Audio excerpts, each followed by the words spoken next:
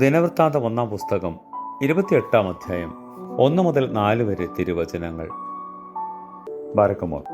അനന്തരം ദാവീദ് ഇസ്രായേലിന്റെ സകല ഗോത്രപ്രഭുക്കന്മാരെയും രാജാവിന് ശുശ്രൂഷ ചെയ്ത കൂറുകളുടെ തലവന്മാരെയും സഹസ്രാധിപന്മാരെയും ശതാധിപന്മാരെയും രാജാവിൻ്റെയും അവൻ്റെ പുത്രന്മാരുടെയും സകല വസ്തുവകകൾക്കും ആടുമാടുകൾക്കുമുള്ള മേൽവിചാരകന്മാരെയും ഷണ്ഡന്മാരെയും വീരന്മാരെയും സകല പരാക്രമശാലികളെയും യെരൂശലേമിൽ കൂട്ടി.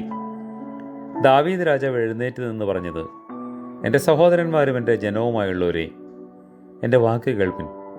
കർത്താവിൻ്റെ നിയമപെട്ടകത്തിനും നമ്മുടെ ദൈവത്തിൻ്റെ പാദപീഠത്തിനുമായി ഒരു വിശ്രമാലയം പണിയുവാൻ എനിക്ക് താല്പര്യമുണ്ടായിരുന്നു. പണിക്ക് വേണ്ടി ഞാൻ ശേഖരിച്ചു വരുന്നു. എന്നാൽ ദൈവം എന്നോട്: നീ എൻ്റെ നാമത്തിനൊരു ആലയം പണിയരുത്. നീ ഒരു യോദ്ധാവാകുന്നു, രക്തവും ചുരിയിച്ചിരിക്കുന്നു എന്ന് കൽപ്പിച്ചു. എങ്കിലും ഞാൻ എന്നേക്കും ഇസ്രായേലിന് രാജാവായിരിക്കുവാൻ ഇസ്രായേലിൻ്റെ ദൈവമായ കർത്താവ് എൻ്റെ സർവ്വ പിതൃഭവനത്തിൽ നിന്നും എന്നെ തിരഞ്ഞെടുത്തു. രാജാവായിരിക്കുവാൻ യഹൂദയെയും യഹൂദാഗൃഹത്തിൽ എൻ്റെ പിതൃഭവനത്തെയും തിരഞ്ഞെടുത്തിരിക്കുന്നു. എൻ്റെ പിതാവിൻ്റെ പുത്രന്മാരിൽ വെച്ച് എന്നെ എല്ലാ ഇസ്രായേലിനും രാജാവാക്കുവാൻ അവന് പ്രസാദം തോന്നി.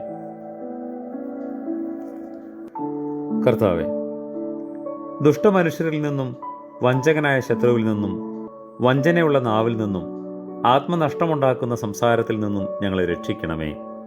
ആമേൻ.